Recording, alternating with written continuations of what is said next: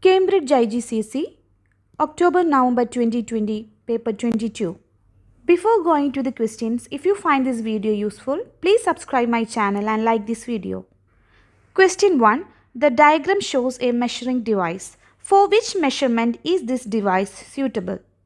So it's a screw gauge, and screw gauge is an instrument used for measuring exactly the diameter of a thin wire or the width of a sheet of metal. So width of a sheet of a metal will be like 1 millimeter to a maximum of a 2 millimeter of width. Even the diameter of a wire also will have a value similar like this. Now we can check the options. First option says diameter of a cylinder of aluminium of about 20 centimeter. So 20 centimeter is a too large value to measure with screw gauge. Option B, distance between two molecules of zinc. This distance is too small to even see. So option B is also wrong. We can't have any measuring devices in order to measure the distance between two molecules. Option C says the length of a rod of iron of about 1 meter. So 1 meter is also again a larger value which we cannot measure with a screw gauge. Option D, thickness of a sheet of copper of wire about 1.5 millimeter. So this is correct, as we have already discussed. Screw gauge is a device used to measure diameter of a wire or a thickness of a sheet of metal or a paper. Okay, going to question number 2. Question 2. The graph shows how the speed of an object varies with time. So in this question we are provided with a speed time graph. So it shows the values of speed in different time interval. Which row describes the motion of the object at times P and Q? So let's look at the graph and we can identify during the section P, it is a straight line where the y value or the speed value on the y-axis is constant during this period because it's not changing. So during the section P, the object must be moving with a constant speed.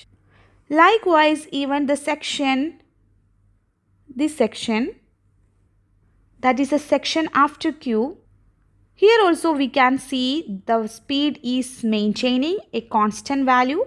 So this part also represents the motion with a constant speed. But at this part the speed is bit greater than part P or the initial speed.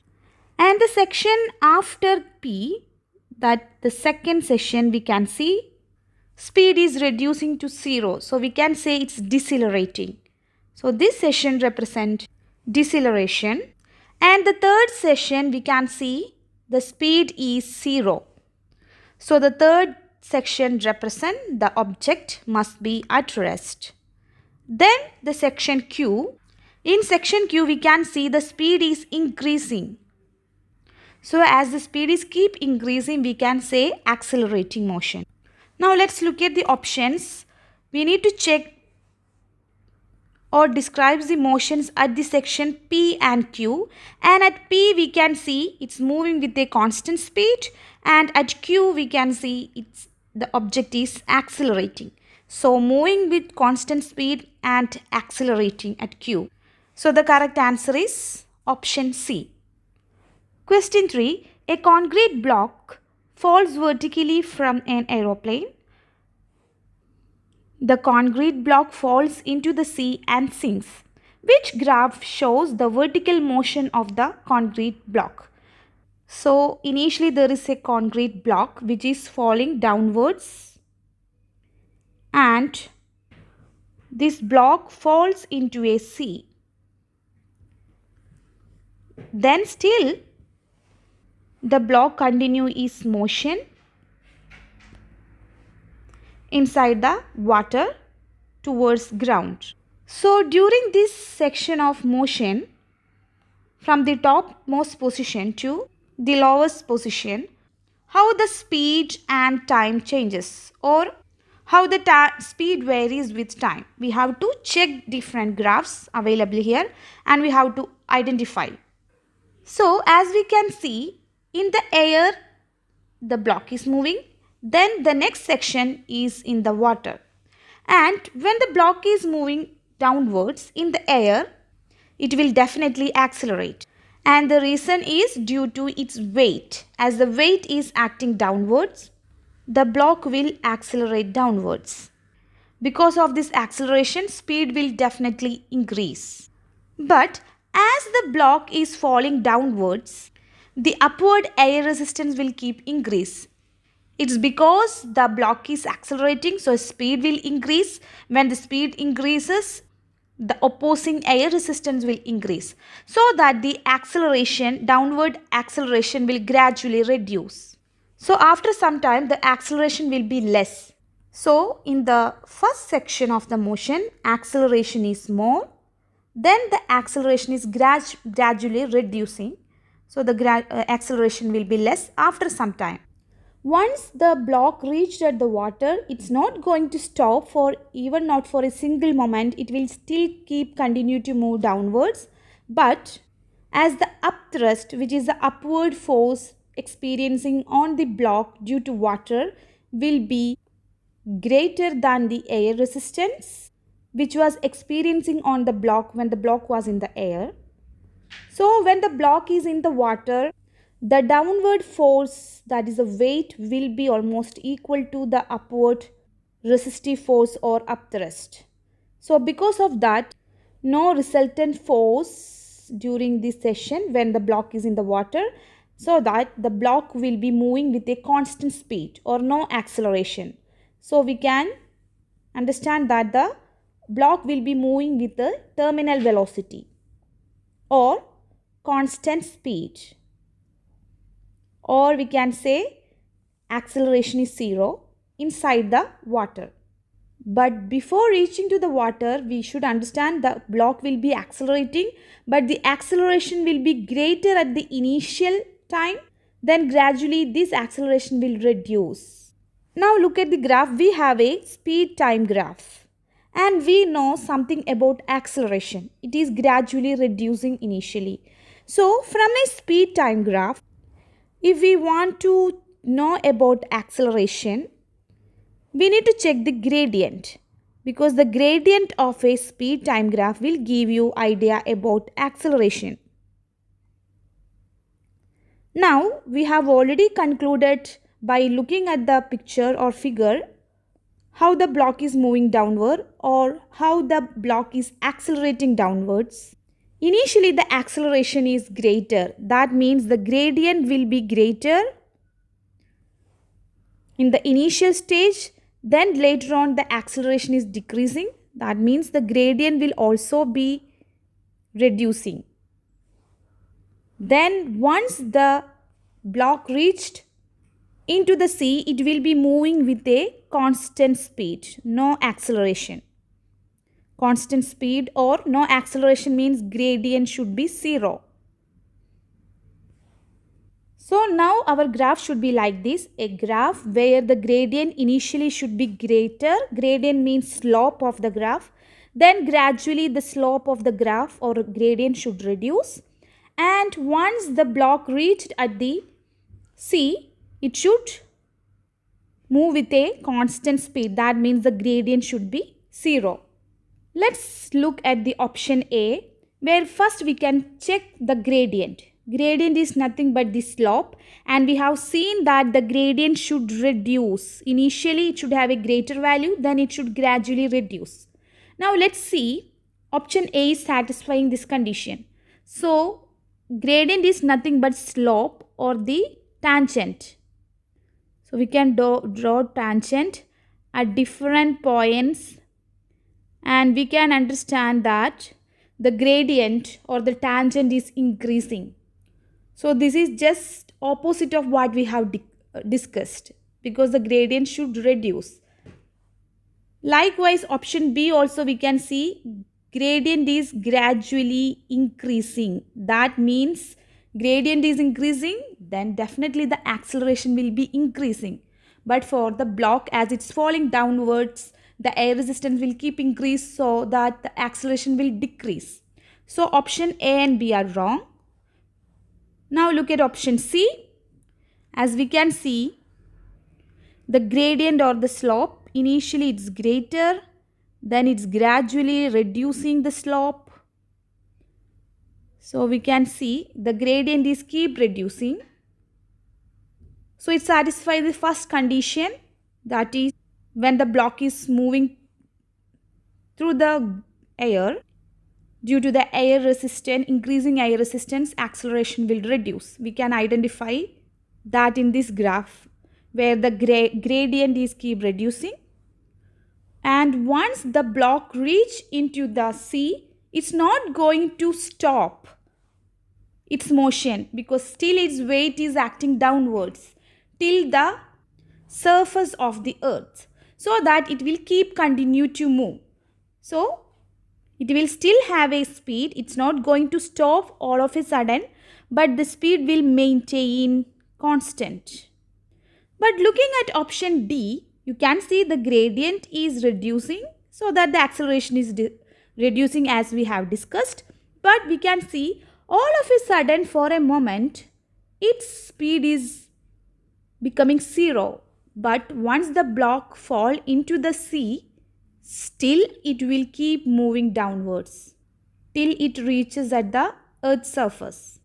So the correct answer is option C. Question number 4.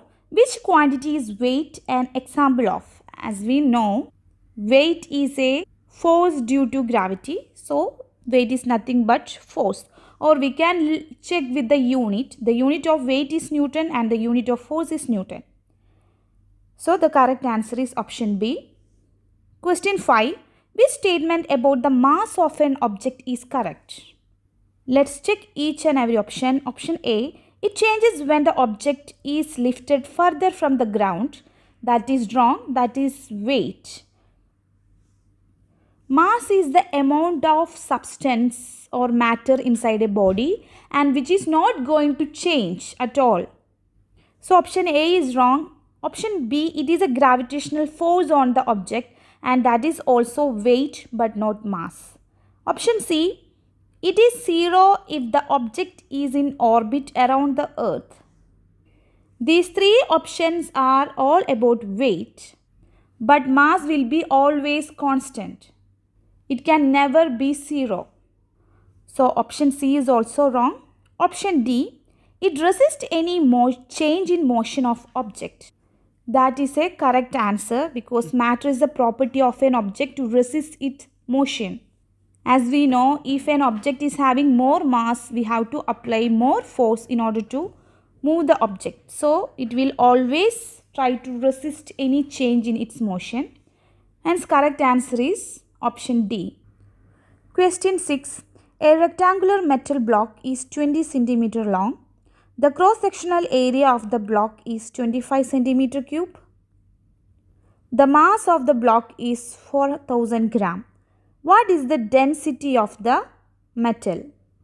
So in this question we are provided with the length of a rectangular metal block and area of cross-section of the metal block and the mass of the metal block. We need to calculate density. So we can use the equation density is equal to mass over volume, and for the metal block we are provided with the length, that is 20 cm, and the area of cross section which is 25 cm cube. Area of cross section is this area, that is length into breadth, which is also given 25 cm cube.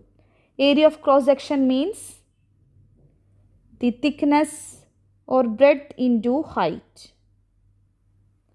This breadth into height is also given, that is 25 cm cube. So if we have these two values, that is the breadth into height and length, we can calculate the volume. So first of all, we can rearrange the equation. Density is mass into length times area of cross section, because area of cross section is nothing but breadth into height. And volume is length into breadth into height. So volume will be length into breadth into height, or length times breadth times height, where breadth times height is nothing but area of cross section. So in the equation, instead of volume we can write length into area of cross section. So we will get an equation for density, that is mass times volume, that is length into area of cross section. Now we have the values we can substitute, where mass is 4000 times length is 20 centimeter times area of cross section is 25, and we will get 8. We don't need to convert here centimeter to meter or gram to kilogram, as all answers are also given in the same units. So no need for the conversion. And the correct answer is option C. Question 7. The diagram shows a beam lying on the ground and Q is lifted from the ground by a force F. The force F is shown here. And P of the beam remains on the ground. The length of the beam is 3 meter and its weight is 600 Newton. The center of mass of beam at G is 1 meter from end P. What is the size of the force F when it just rises end Q from the ground? So initially there is a beam which is lying on the ground. Which is lying means which is in equilibrium. And later when you apply force F as shown in the direction, upward direction, the side Q rises from the ground. So the Q will move upwards when there is a force F acting. But the P is still remaining on the ground. So we need to find out how much you should apply a force here, or what is the value or the size of the force when it is just rises the end Q from the ground. So we can use the concept of equilibrium, because initially the beam was in equilibrium. In that case, the total forces acting clockwise and anti-clockwise must be greater. Then in order to lift it, we have to apply a force on this. So we can consider at equilibrium, initially when the beam was lying on the ground, we can calculate the moment. Or at equilibrium, initially when the beam was lying on the ground, we can use the principle of moment, that is total clockwise moment about a point about pivot will be equal to total anti-clockwise moment. So here two forces are acting. One is the weight, which is mentioned acting at 1 meter away from the point P where the weight or center of mass acts, and this weight is given, that is 600 Newton in the question. And the second force is acting at Q, which is F. This force value we need to calculate because F is not given. But the distance of the force F at the pivot P is given, that is 3 meter. Now, by looking at the beam, we can understand about the point P, which we are considering as the pivot, weight will cause a clockwise moment, but this unknown force will cause an anti-clockwise moment as it is acting upwards. Now going back to this equation, that is total clockwise moment is equal to total anti-clockwise moment. Here the total clockwise moment is the moment due to weight, that is weight times the perpendicular distance from pivot. That is the equation of moment. So we will get the clockwise moment is the weight, that is 600 Newton, times the perpendicular distance, that is 1 meter, is equal to the total anti-clockwise moment. And here the anti-clockwise moment is force times where the force is unknown. So we can simply write F times the distance from pivot P. So that is 3 meter. Now we have another equation where F is the only unknown. So we can make F as the subject. So you will get 600 times 1 over 3. So this must be the unknown force, that is 200 Newton. Hence the correct answer is option A. Question number 8. The diagram shows a stand. The stand holds a heavy mass above the ground, above the bench. Which two changes would definitely make the stand more stable? So we can make this stand more stable either by lowering this heavy mass. That is one possibility. And the second one, making this base more wider so that the weight will spread in more area. So either by lowering this mass or by making the base more wider, we can make the stand more stable. So by looking at this option A says that lower the mass, this is correct, and make base narrower, that is wrong. We should make more wider in order to spread its weight in large area. Option B, lower the mass, that is correct, and make the base wider. So option B is correct. Question number 9. A footballer kicks a stationary football. His foot is in contact with the ball for 0.050 seconds. The mass of the ball is 0.40 kg. The speed of projection of the ball is 25 meter per second. What is the average force exerted on the ball by his foot? So, initially the ball was at stationary, so that the initial speed is 0. Then the time of contact of the force applied is given. The mass of the ball is given. The speed of projection of the ball, that is the final velocity of the ball, is also given. You have to find out force. So we can use the equation force is equal to rate of change of momentum. That is, so rate of change of momentum, that is final momentum mv minus mu over time. So we have the values here, we can substitute.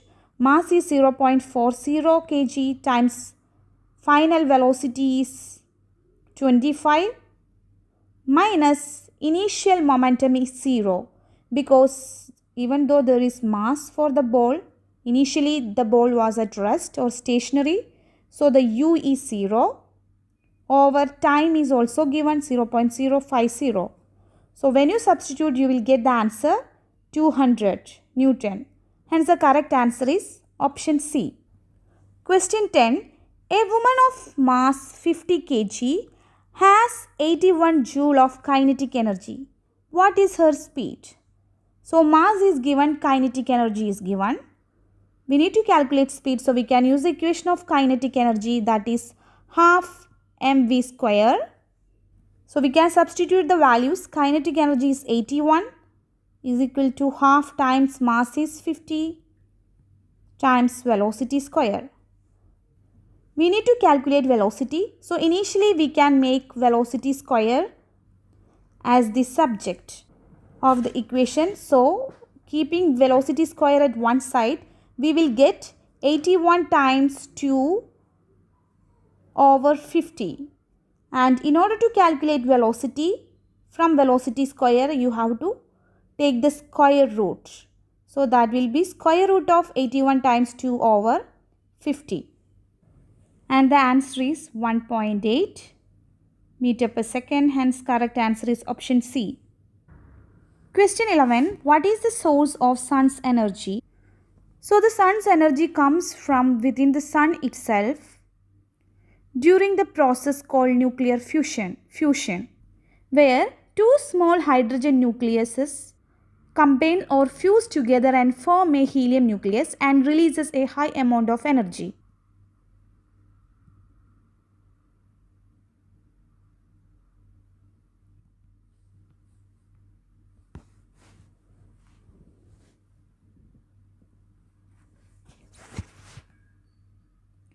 Question number 12. To calculate the power produced by a force, the size of the force must be known. What else need to be known to calculate power? So here we have to use the equation of power. We have to check power is work done over time. But in the question it's mentioned to calculate power produced by force, the size of the force must be known. If you know the size of the force, in order to calculate power, what else we need to know? So we already know force.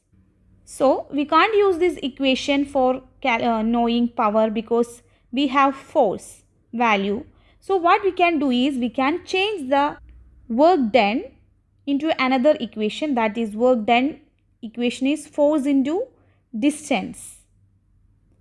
So we can substitute here in the equation instead of work done, that is nothing but force into distance over time.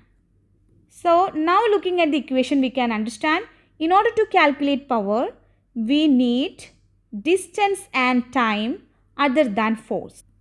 So the distance that the force moves the object, yes, we need to know that. And the time for which the force acts on the object, yes, both the values we need to calculate power. Hence the correct answer is option A. Question 13. A research submarine is at a depth of 1000 meters below the surface of sea. The average density of water above the submarine is 1030. The atmospheric pressure at the surface of the sea water is 103,000 Pascal. How many times greater is the pressure due to the sea water than atmospheric pressure? So there is a submarine underwater and above the submarine there is water of height is given, that the height of the water level above the submarine is 1000 meter, which is already given, and the density of the water is also given, that density is 1030 kg per meter cube, and the atmospheric pressure at the surface, pressure due to atmosphere, which is also given, the atmospheric pressure experiencing on the surface of this water level, that is 103,000 Pascal. In this question, we need to calculate how many times greater the pressure due to the sea water than the atmospheric pressure. So here we need to find the ratio of the pressure due to the sea water over the atmospheric pressure. So we can initially calculate the pressure due to the sea water. So we can use the equation of pressure inside the fluid, that is pressure due to the water on the submarine will be is equal to density times G times H, rho GH, where density of the water above the submarine is given, that is 1030. We can substitute that times G is gravitational constant, that is 10 times height, the height of water level, that is 1000 meter. 10,000 meter. So we can substitute. So this height in the picture is also not 1000 but it is 10,000 meter. So the answer will be 1030 times 10 to the power 5. So this is the pressure due to the sea water above the submarine. Likewise, the atmospheric pressure we already have, which is given in the question, and that is 103,000 Pascal, or we can write down 1030 into 10 to the power 2 Pascal. But in this question we have to compare how many times greater the pressure due to sea water over atmospheric pressure. So we have to find the ratio of pressure due to water over pressure due to ATM, and we have calculated both, and pressure due to water is 1030 times 10 to the power 5 over pressure due to the atmosphere is 1030 times 10 to the power 2. And we will get the answer as 10 to the power 3, or that is 1000. Hence the correct answer is option C. Question number 14. The diagram shows a mercury barometer. Which height is used as a measurement of atmospheric pressure? So here the atmospheric pressure is represented by the height of mercury column. That means simply the height of the mercury inside the glass tube. Hence this height is represented by this line C. So the correct answer is option C. It should be always measured from the surface of the mercury pool to the maximum level of mercury column in the glass tube. Question 15. A student splashes water onto her face. Here are three statements about the effect. First statement P. The water uses energy to evaporate. Statement Q. The water gains energy from the student. Final statement are the face of the student cools. Which statement are correct? So let's check the statements. When the student splashes water on her face, after some time it will evaporate. So we need to check which all statements are correct about evaporation.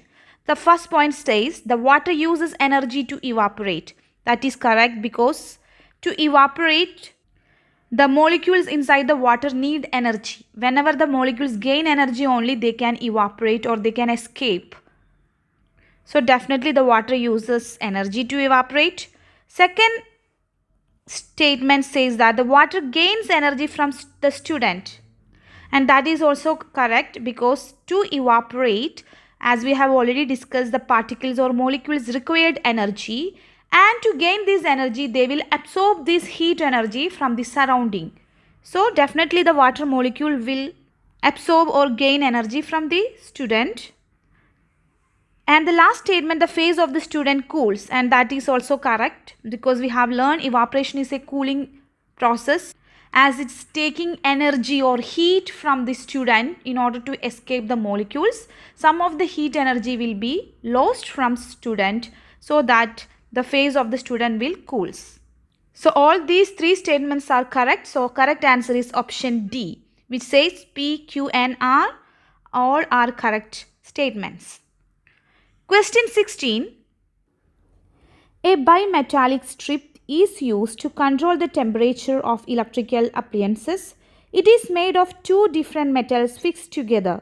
The diagram shows the shape of the bimetallic strip before and after heating. Which statement is correct? So initially we have a bimetallic strip. That means a strip made of two different metals, metal P and metal Q. By looking at the figure, we can identify that initially the length of P is equal to the length of Q. So both the metals are having same length and they have fixed together. But after heating, the shape of the metal strip has changed and now it has a bending, and it is due to thermal expansion because we have learned the process thermal expansion. Whenever there is increase in the temperature, the molecules vibrate more. So more space will be there in between so that material will expand. So here due to the heating process, both the metals expanded so that they have bent. And the expansion is not same for different metals. Metal P and metal Q have expanded in different way. That's why it is bending. And we can check which one has more expansion. In order to that, we can check the length, new length of metal P and metal Q. When we compare the length, we can identify by looking at the picture. The metal Q has expanded only this much, but looking at the length of metal P, it is even greater. So initially the metal P and metal Q were having same length, but now metal P is having more length, or it is like outer side of a circular path will have a more length. So we can understand by heating or after heating this metal strip, metal P has expanded more because the length of the P is greater than the length of Q. Now let's look at the options. Option A says metal P contracts more than metal Q, and it's wrong because after heating anything will expand and that process is called thermal expansion. So contracts after heating is completely wrong, and option B is also says it's contracts, so it is wrong. Option C says metal P expands more than metal Q on heating. Yes, we have seen that. That's why the length of P has increased even more than the length of Q. So the correct answer is option C. Anyway, we can check option D. Option D says metal Q expands more, but that is wrong because by looking at the figure we can identify more length is having the metal P. Question 17. A student writes 3 statements about thermocouples. First statement, they have a small thermal capacity. Second one, they respond very slowly to temperature changes. And the third statement, they can measure temperatures above 500 degrees Celsius. Which statements are correct? So the first statement about thermocouple says that they have small thermal capacity, and that is correct. That means even for a small change in temperature, it will show the variation. So the option is correct. And option 2, the statement 2 says that they respond very slowly to temperature change. That is wrong. One of the advantage of thermal couple comparing to liquid in glass thermometer is they will respond so quickly to the temperature's change.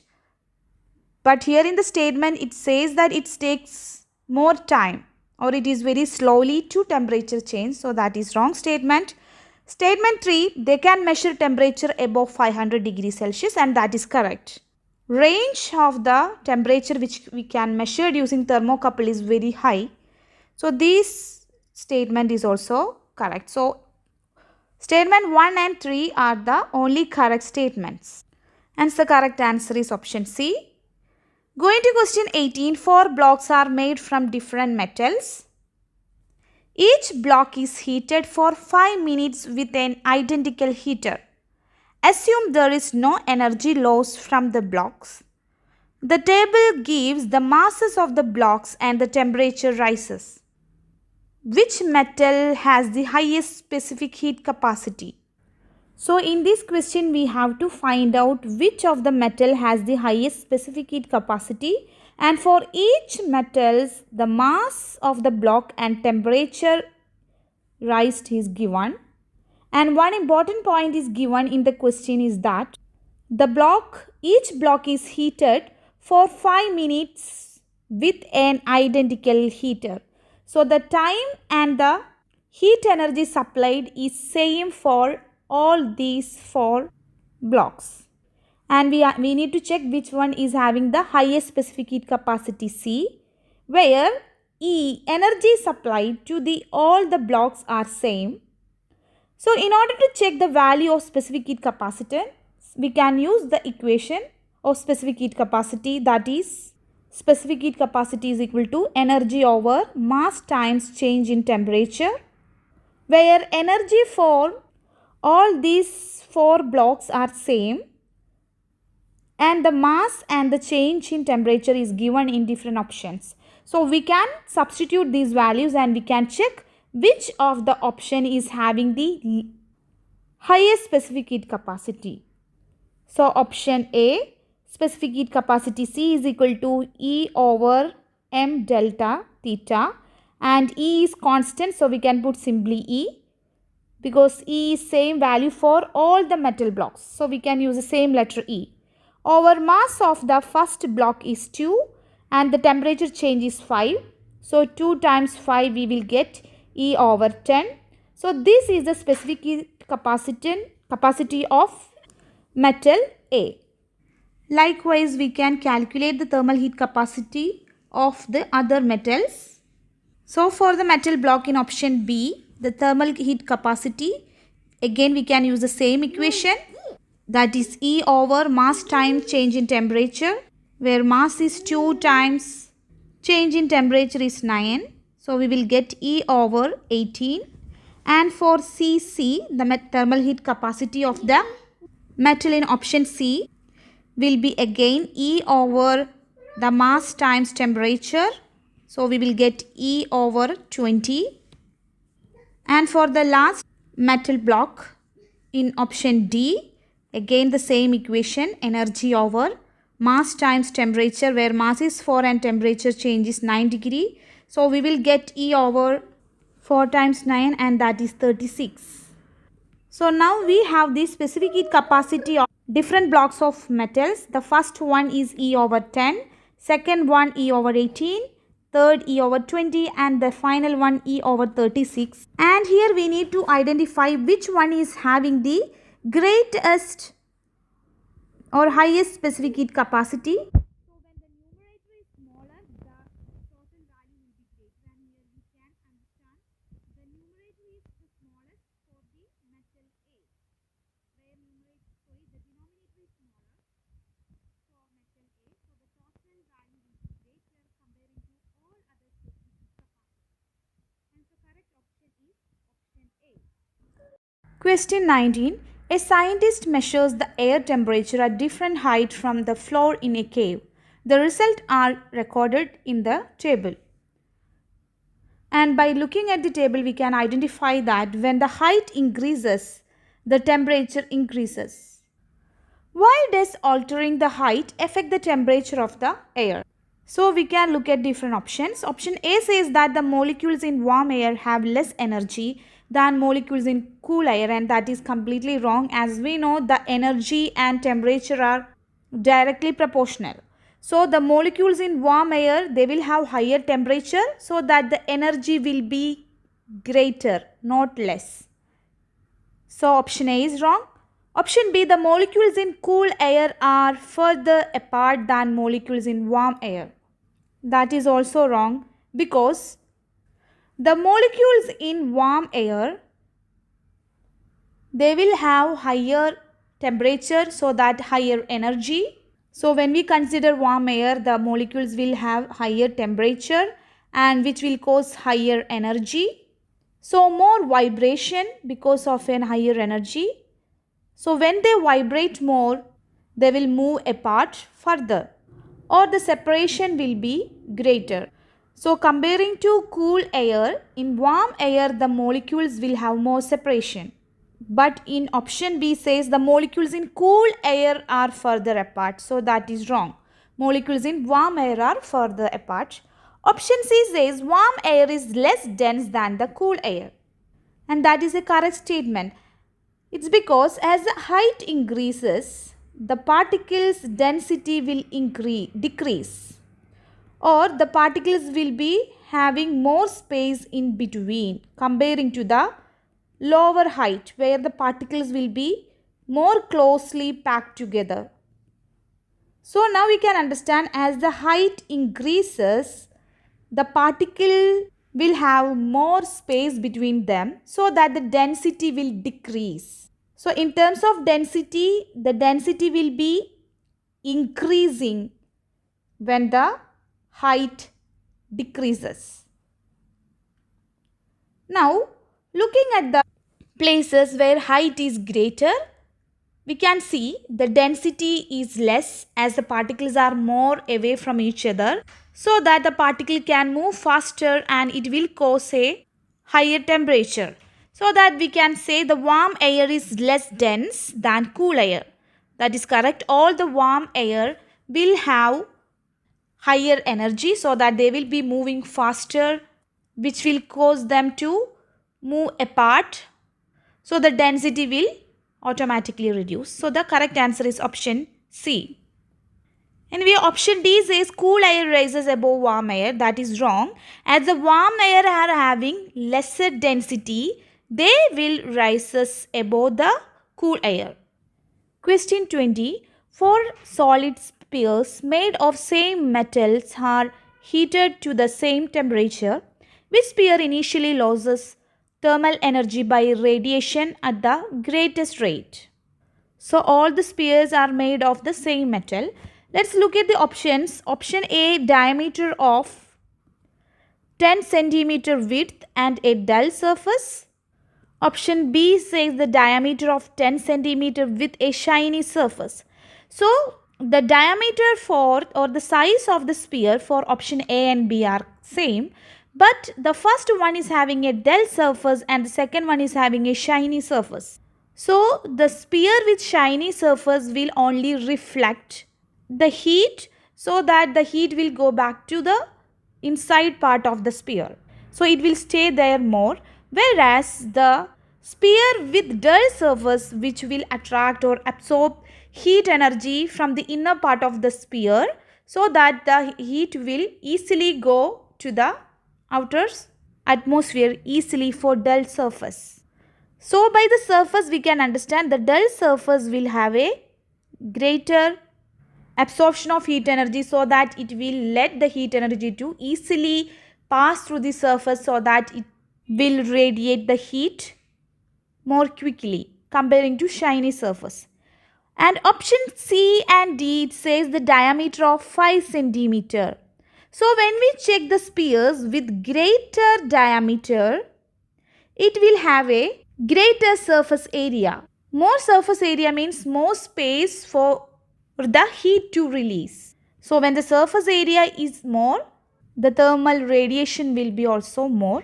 So that we have to choose a sphere with greater diameter, which will have a greater surface area. So the correct answer is option A.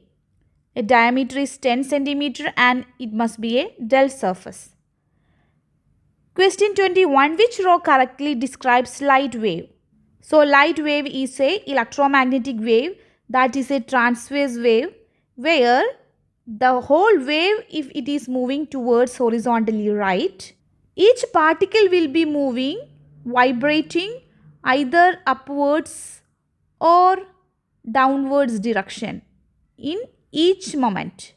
So we can identify in longitudinal wave the wave travel direction and the particle motion direction will be always 90 degrees or perpendicular to each other. So that the correct answer is the light waves are transverse waves. So option C and D says transverse wave, and option C is parallel to the direction of wave travel. The direction of the vibration is parallel. That is wrong. We have already seen the direction of vibration of particles will be perpendicular to the wave travel. So the correct answer is option D. Question 22. A radio transmitter broadcast at a frequency of 200 kilohertz. What is the wavelength of the radio wave?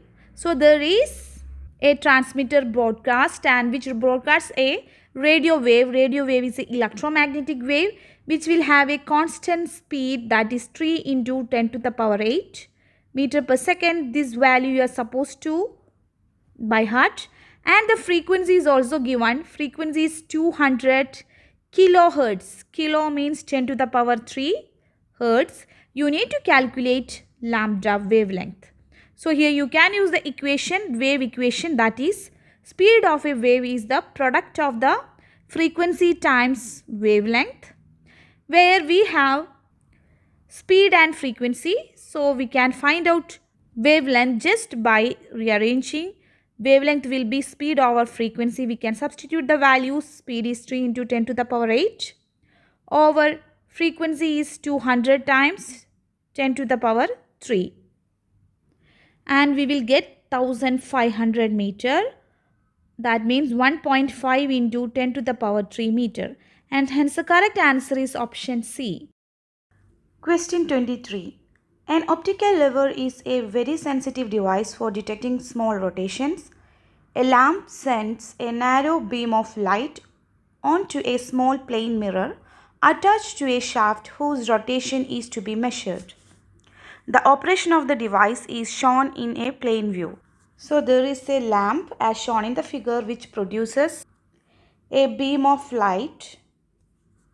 The beam of light is falling on a small mirror, and the mirror is attached to a movable shaft. The beam from the lamp reflects from the mirror to give a small spot of light on a scale placed just above the lamp. The shaft and mirror rotates through 1 degree. The spot of the light moves along the scale. So the beam of light from the lamp, when it is falling on the plane mirror, where the shaft has shifted a 1 degree rotation, and this beam of light will reflect and fall on a scale. When this reflected light falls on the scale, it produces a small spot of light on the scale. The table shows the angle theta through which the reflected beam rotates and the conditions required for high sensitivity. Which row is correct? So here angle of reflection theta is given. Now we need to check, in order to get a or achieve high sensitivity, what should be the conditions. So let's check each options.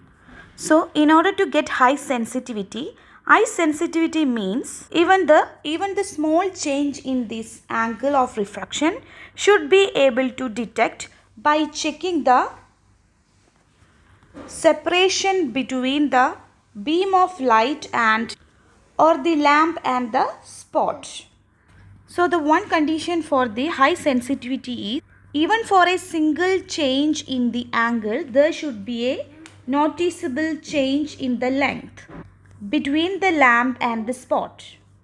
In order to achieve that, we can see if we are keeping the scale more closer to the mirror, we can understand, or if we are keeping it more away, the distance between the lamp or beam and the spot is less, for the scale is closer to the mirror, whereas when the scale is more away, this distance between the lamp and the spot is increasing. So for the same angle, we can get a big difference in length. So in order to increase the sensitivity, we can keep the lamp and scale more away from the small mirror. That is the first condition.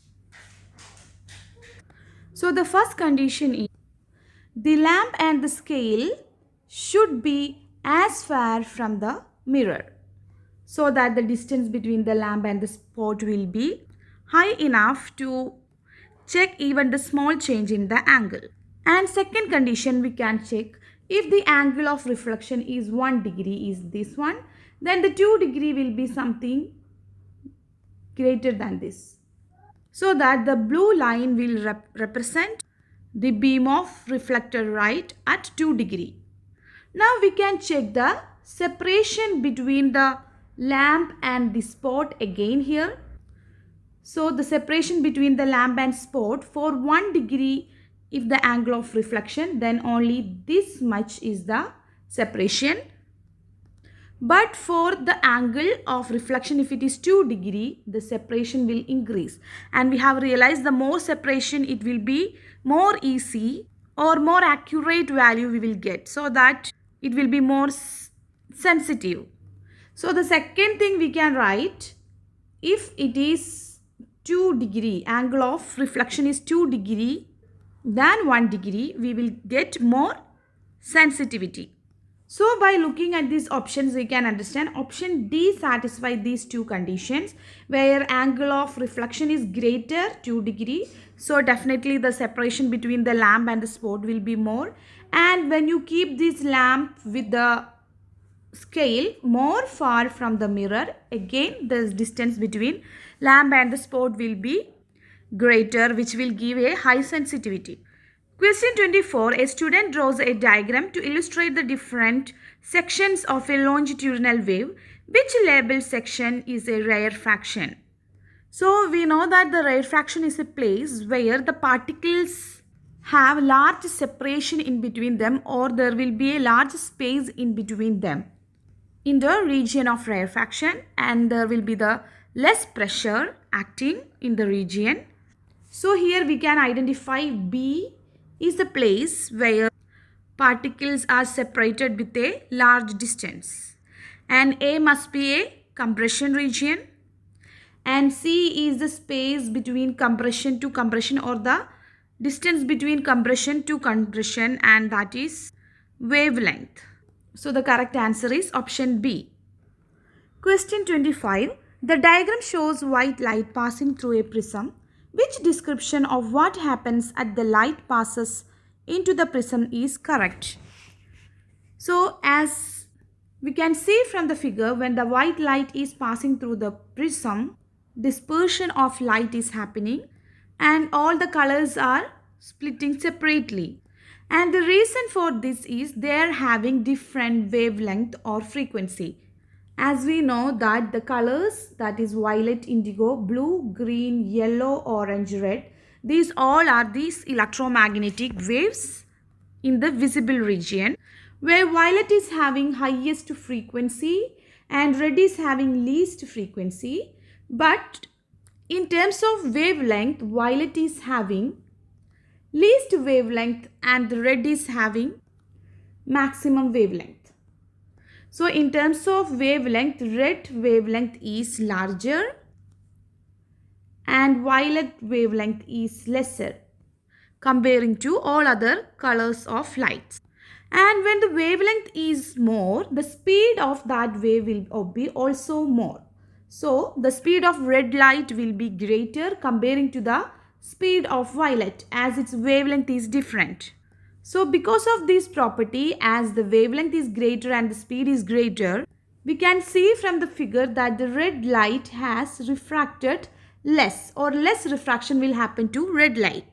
Whereas the violet bending more, that means violet has a refraction more than this red light. So let's look at the options. Option A says the speed of red light is less, but that is wrong. We have seen the speed of red light must be greater as its wavelength is greater. Going to option B, the speed of red light is greater than the speed of violet, which is correct. We have already seen the reason. And the red light is the least refracted. That is also correct. Least refraction means least bending comparing to violet. So option B is correct. Question 26. A police car with its siren sounding is stationary in heavy traffic. A pedestrian notices that although the loudness of the sound produced does not change, the pitch varies. Which row describes the amplitude and the frequency of the sound? So here two important informations have given. The first one is the loudness of the sound produces does not change. So the loudness is constant. And the second point is pitch varies. And we need to check which row describes the amplitude and frequency of the sound. So in the question, as it's mentioned, loudness is constant and pitch is varying. And for a sound wave, loudness is a property because of the amplitude of the wave. So for this sound wave, as the loudness is constant, amplitude will be also constant.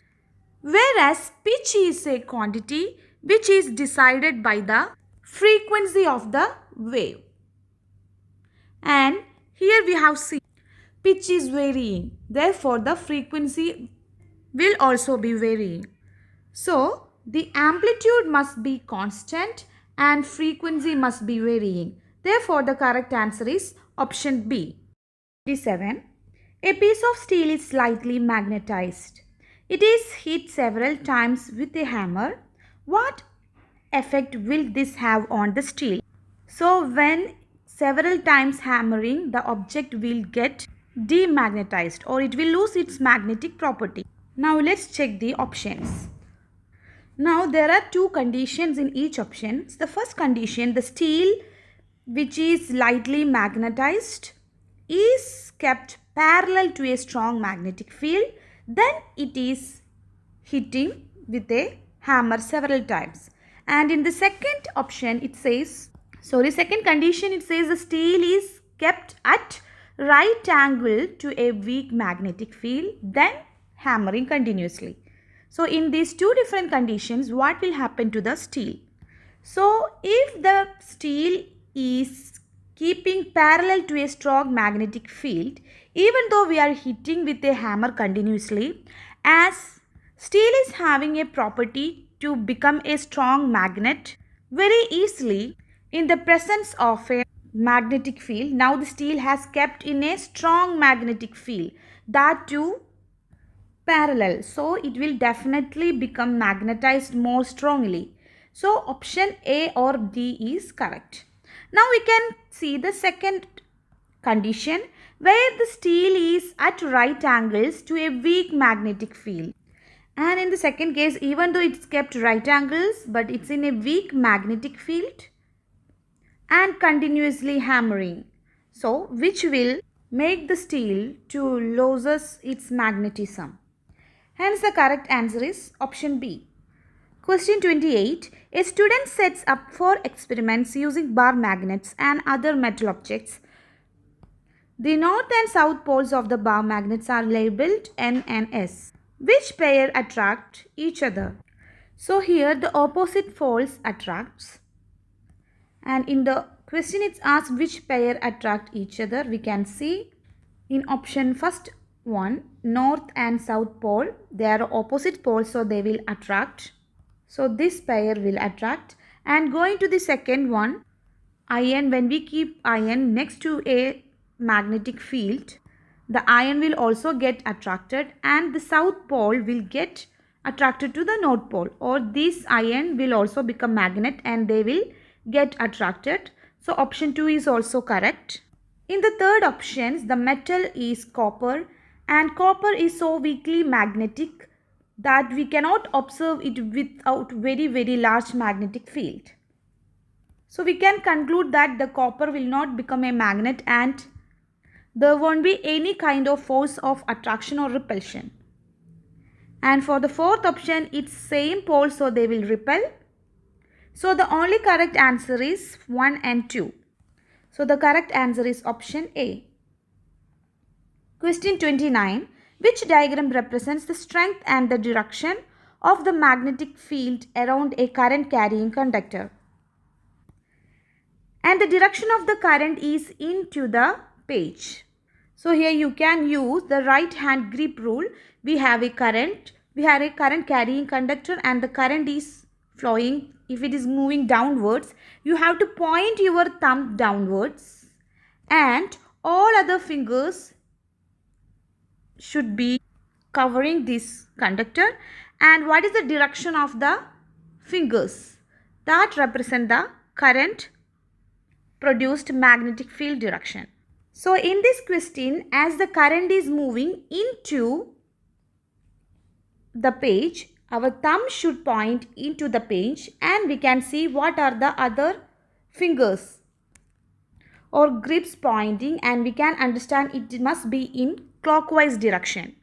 So whenever the current is moving into the page or into the plane, the magnetic field produced should have a clockwise direction.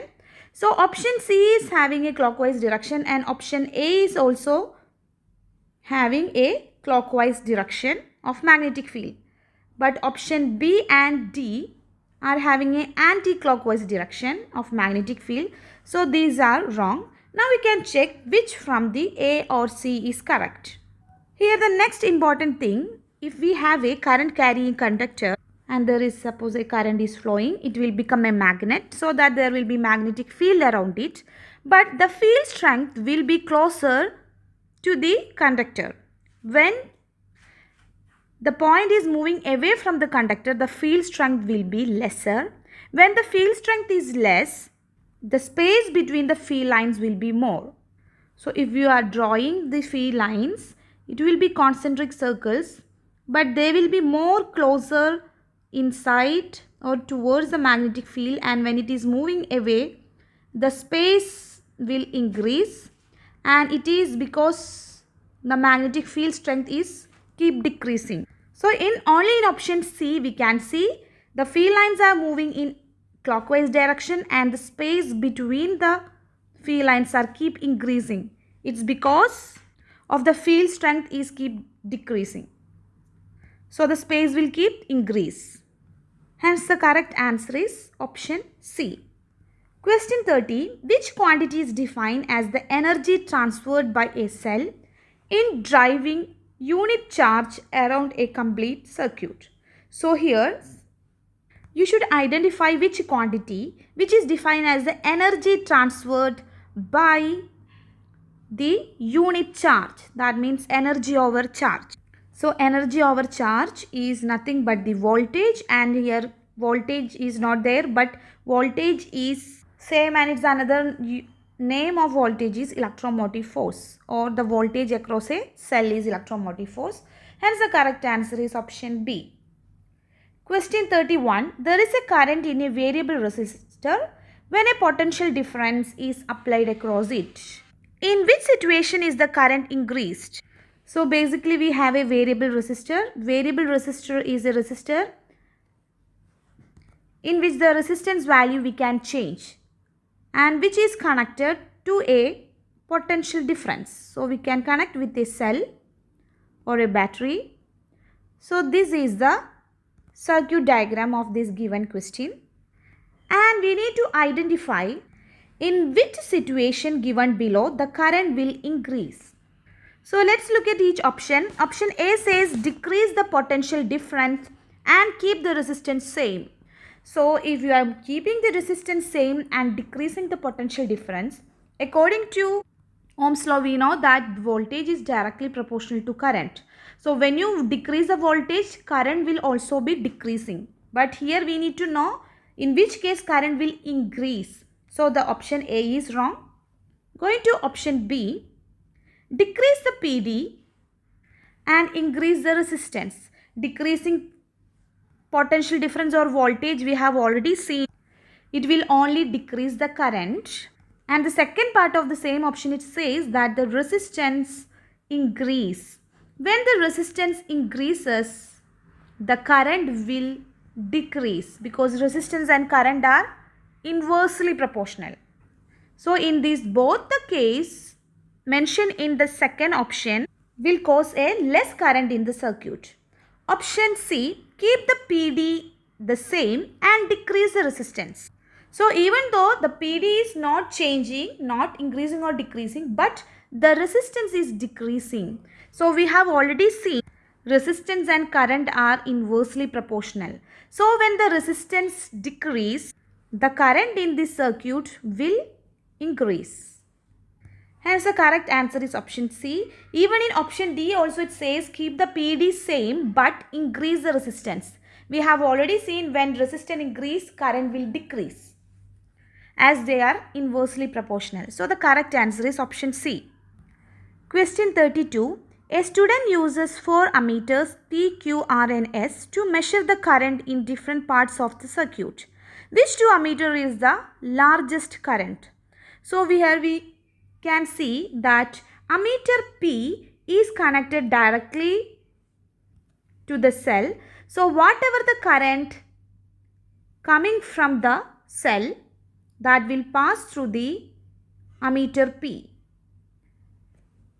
So that the current, whatever the total current in the circuit, that will be passing through the ammeter P. Once it is reaches at this junction, the current will split into 2 values depending on the resistors. So this I total will be split into 2 and we will get I1 and I2.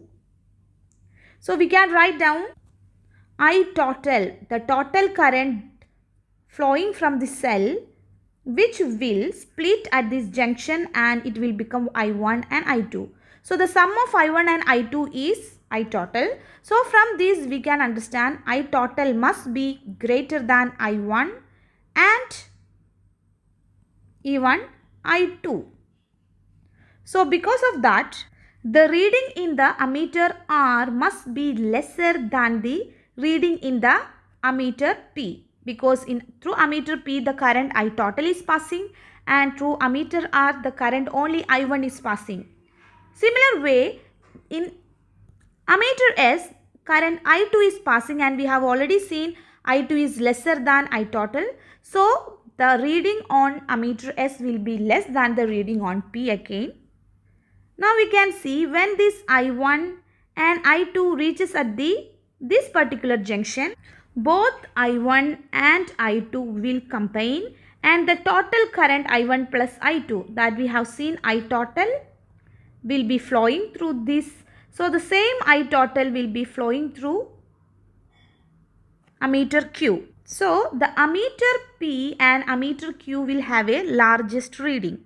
Hence the correct answer is option A, which says ammeter P and Q will have a largest current. Going to question 33. Which combination of logic gates gives the truth table shown?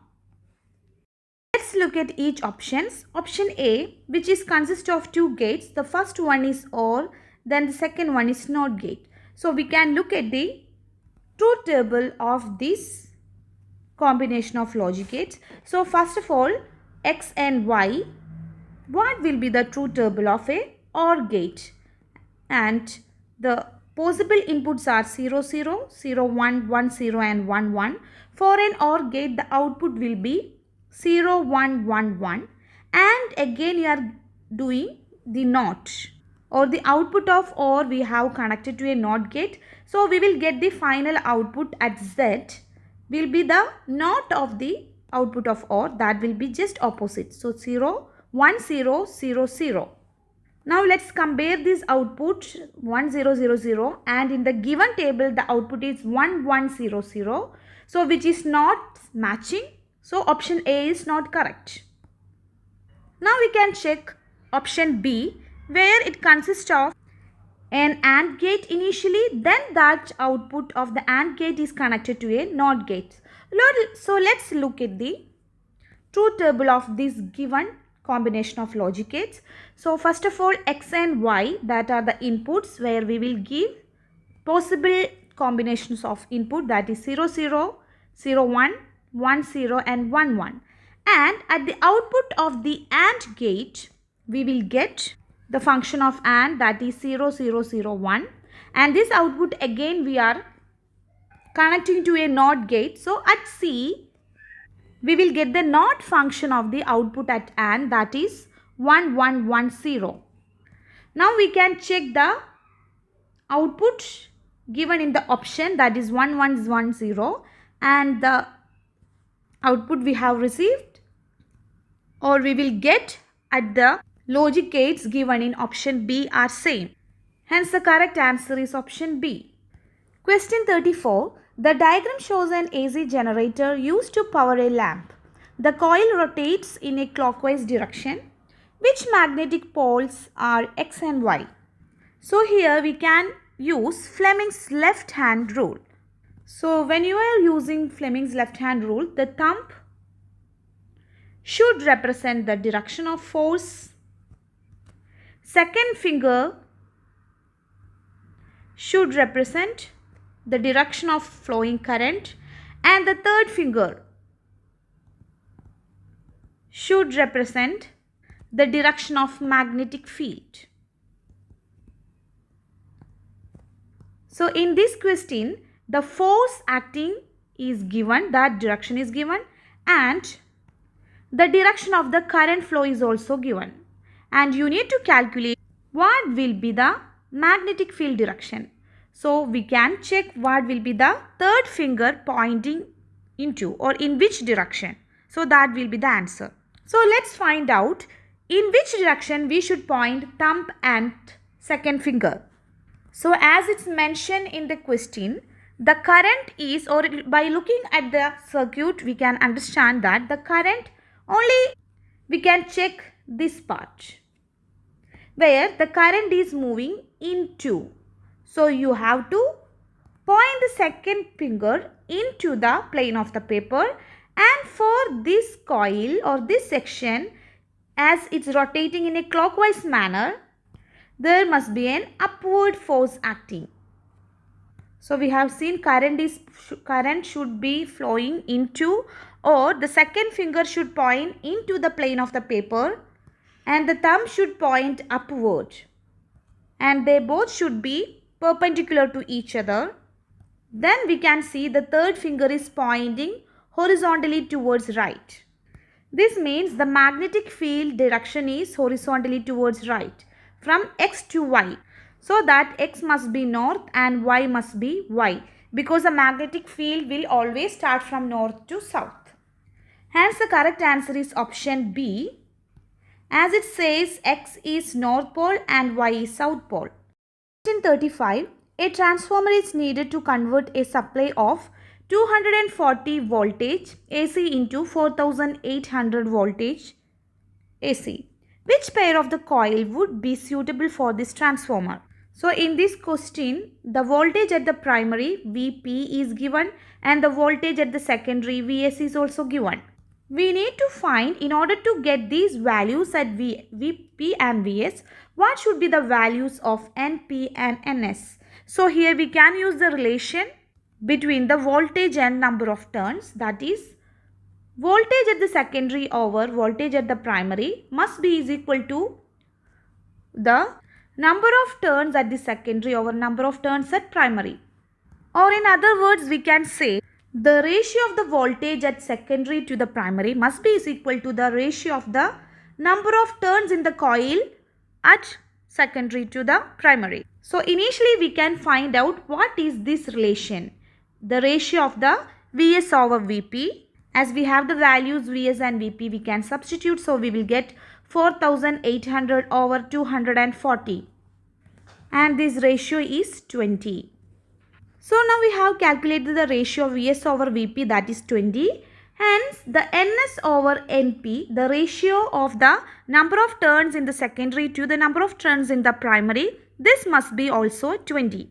So we can check in which option Ns over Np ratio we are getting 20. So that option will be correct. So we can find the ratio individually for different options. So let's start from option A. So we have to find what is Ns over Np for the values given in option A. So that is 1000 over 50 and the answer is 20. Anyway, we can check other option also. For option B, again we have to find Ns over Np. So I am doing it here. Ns over Np for the option B, we will get 48,000 over 240. We will get 200. It's not 20. Likewise, if you do it for option C and D, we will not get 20. So this relation is only satisfying for the option A. Hence the correct answer is option A. Question 36. The diagram shows a coil of wire wrapped around a soft iron core. That wire is connected to a DC power supply as indicated. The apparatus is in a region which is totally shielded from a earth magnetic field. That means this region is not affected by the earth magnetic field.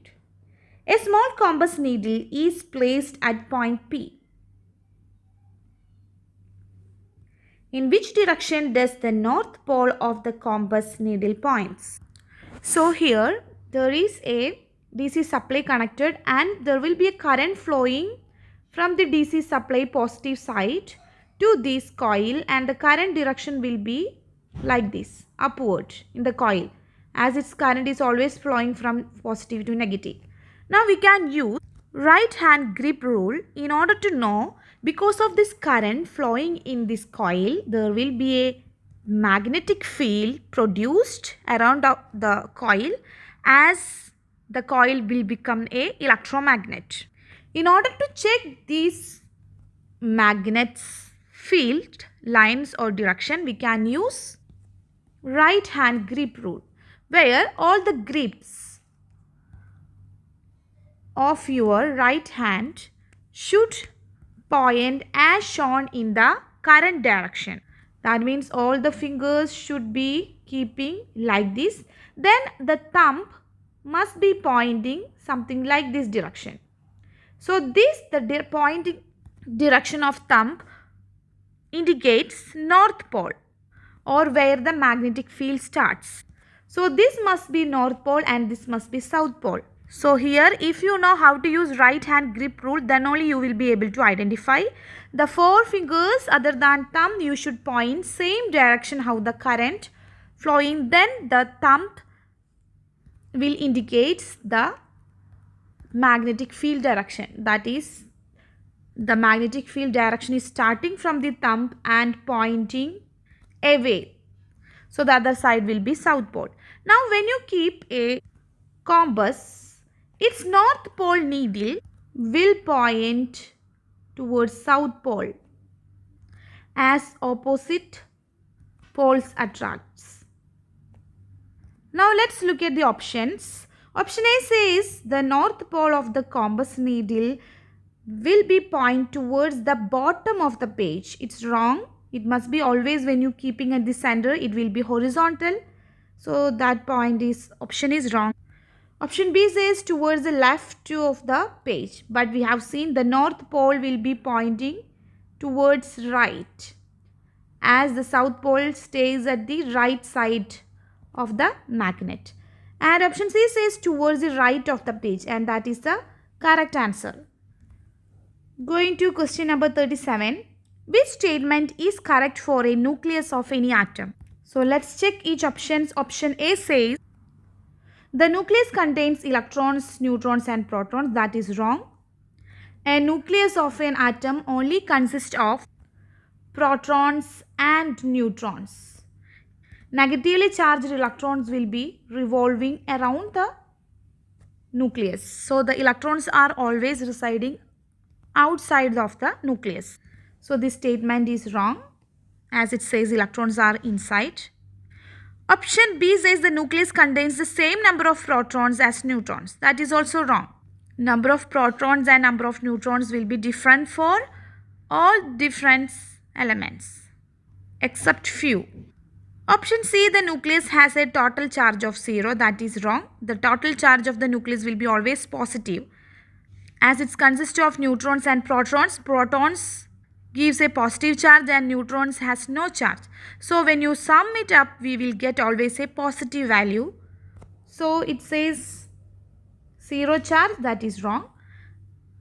The total charge of an atom can be 0, as the number of electrons and protons are same, but the nucleus charge will be always positive. Option D says the nucleus is very small compared with the size of the atom, and that is correct. And it was one of the conclusion from Rutherford's alpha particle experiment. That is, the size of the nucleus is very small comparing to the whole size of an atom. So the correct answer is option D. Question 38. The symbol represents a nucleus of zinc. Which row gives the number of protons and number of neutrons in this nucleus? So this number represents the atomic number or the number of protons, whereas the 68 represent the mass number, or which is the sum of the number of protons plus number of neutrons. So from this we can identify the number of protons, that is the atomic number, is 30. Hence we can find out number of neutrons. That will be the difference of the mass number minus atomic number. And the mass number is here is 68 minus 30. So we will get 38. Hence the number of protons are 30, which we can get directly from this symbol, and number of neutrons we have already find out by subtracting mass minus atomic number. So that is 38. Hence the correct answer is option A. Question 39. The diagram shows a beam of beta particles passing through a strong electric field. In which direction will the beta particles be deflected? So the electric field we have seen, and the two plates are there. The top plate is charged with a positive. So the top plate will always have a positive charge, and the bottom plate will always have a negative charge. And beta particles is a particle which is having negative charge. So this negatively charged beta particle will definitely get attracted to the positive charge.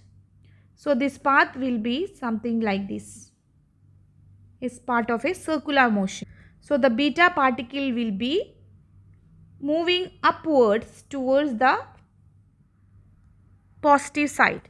Let's look at the options. Option A says upwards towards the top of the page, and that is correct, which we have already seen. Option B says downwards. That is wrong.